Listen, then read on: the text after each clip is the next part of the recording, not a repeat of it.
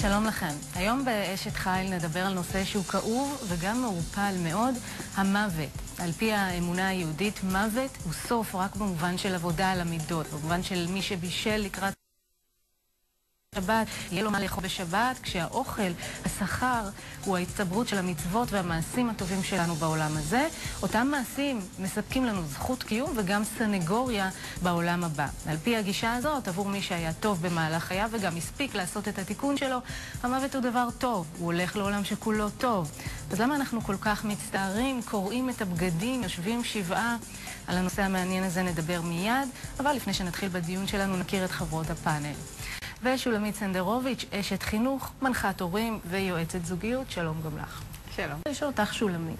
המוות הוא בעצם החיים, כמו שאמרה אריאלה, ואם אנחנו לוקחים את זה למקום של חינוך, אולי כשאנחנו באים לחנך ילדים לגבי המוות, אנחנו בעצם צריכים לחנך אותם על החיים. כי במהלך החיים יש לנו הזדמנות כל רגע ורגע לתקן, לשנות, לעשות תשובה לא במובן הדתי של המילה, אלא במובן של המעשים שלנו לתקן את עצמנו. עד מתי אנחנו יכולים להמשיך לתקן? ממש עד הנשימה האחרונה? כן, תראי, אומרים, כל עוד הנר דולק, אפשר לתקן. וזה לא משנה בין כמה אתה. אם אתה ילד קטן, תראי, למשל, אני כאשת חינוך גם, תמיד לתלמידים שלי, אני אומרת, תראי, לא הצלחת, לא נורא. תמיד אתה יכול לנסות עוד פעם, זה לא שלא הצלחת, זהו, נגמר, נפלו השמיים, נגמרו החיים. לא, תמיד יש לך אפשרות לשפר. וכל פעם שאתה כן מנסה עוד קצת ועוד קצת ועוד קצת, אתה פתאום מגלה בעצמך כוחות שלא תמיד ידעת שהם קיימים אצלך.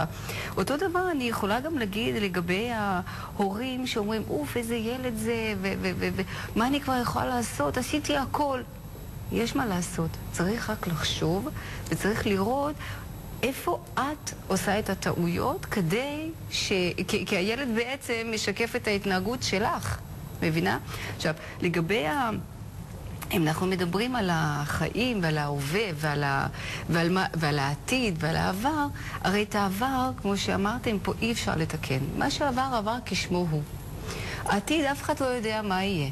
לעומת זה, הווה זה גם שם של הוויה. זאת אומרת, גם שם של השם. זאת אומרת, זה עכשיו, כרגע זה קורה.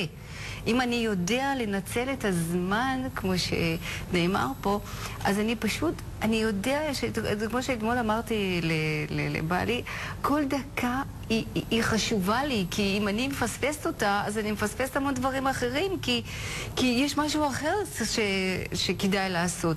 לעומת זה, יש אנשים שיש להם זמן, ויש להם אמרה שהכי ככה, אם לא הספקתם היום, תדחה למחר, אם לא למחר, אז למחרתיים.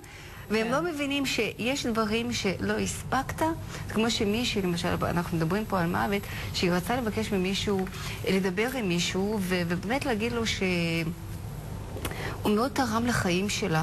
כי הייתה תלמידה שלו, והוא מאוד תרם לאישיות שלה. והיא מאוד רצתה להגיע אליו, ומה לעשות? בדיוק 3 ימים לפני שרצתה להגיע אליו, הבן אדם מת. היא מרגישה פספוס, ממש פספוס, כל כך רציתי, כל כך קיוויתי, וזה היה כאילו, את יודעת, בן אדם הוא לא אינסופי.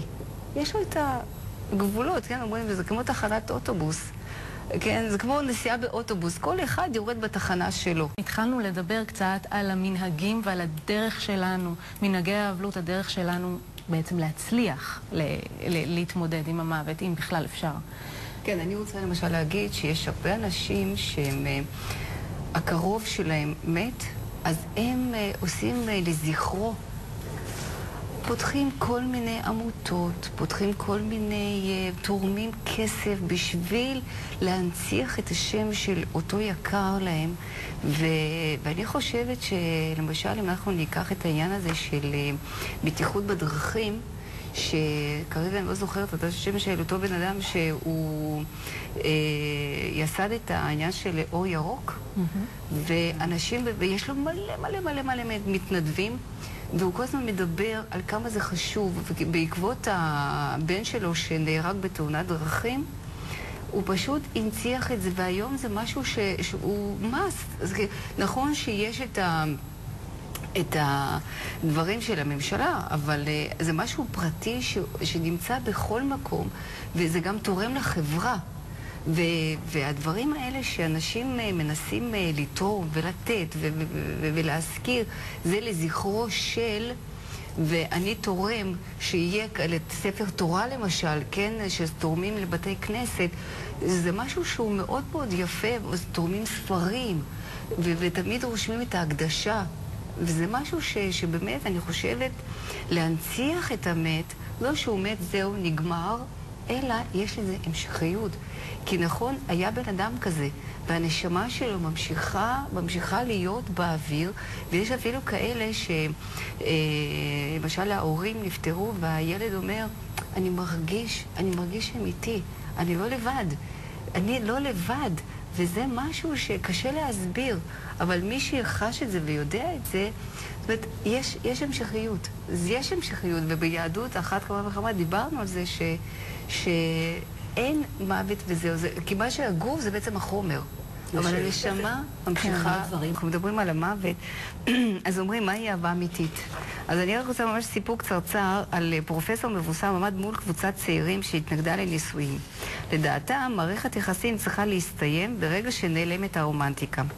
ובמקום להיכנס לשגרה בזוגיות, הפרופסור אמר שהוא מכבד את דעתם, וסיפר להם את סיפור חייו, סיפור של ההורים שלו.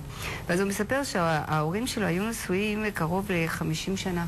50 שנה זה חתיכת זמן. ובדיוק יום אחד אשתו באה להכין לו לשתות, ומשהו קרה, היא מעדה, התגלגלה מדרגות ונפצעה קשה. בדרך לבית חולים היא נפטרה. ואז האבא כמובן קברו, והוא כמעט לא בכה. וכשהם הגיעו הביתה אחרי הקבורה, והשעה הייתה 11 בלילה, הוא אומר, אני רוצה ללכת לבית קברות. הוא אומר לו, הילדים יושבים בדיוק מתחילים לשיר, הוא אומר, אבא, אבל מה פתאום בית קברות? 11 בלילה, אי אפשר. הוא אומר, לא, אני רוצה ללכת. הוא מגיע לבית קברות, והוא אומר ככה, הוא אומר, אתם יודעים ילדים? אני עם האישה הזאת חרקתי תקופת של חיים. הכל עברנו ביחד, אם זה שילדנו אתכם, ואת הכאב, והמון דברים, ואת הפרנסה, ואת הכלכלה, ואת לעבור דירה, והכל והכל והכל והכל. ועכשיו, פתאום היא הלכה, פתאום איננה, אבל אתם יודעים מה? אני עכשיו שמח, אחרי שהייתי פה. נו, אבא, עכשיו אתה שמח? מה פתאום אתה שמח?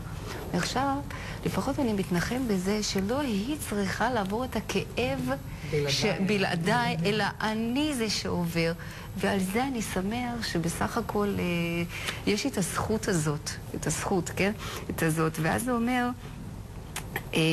שהיא לא מתה לפניי, אלא, זאת אומרת, היא מתה לפניי ולא אני, וגם אני אמות, ואני מודה לאלוהים כי כל כך אוהב אותה, שלא היה לנעים, אם הייתה צריכה לסבול פרידה ממני בשל המוות.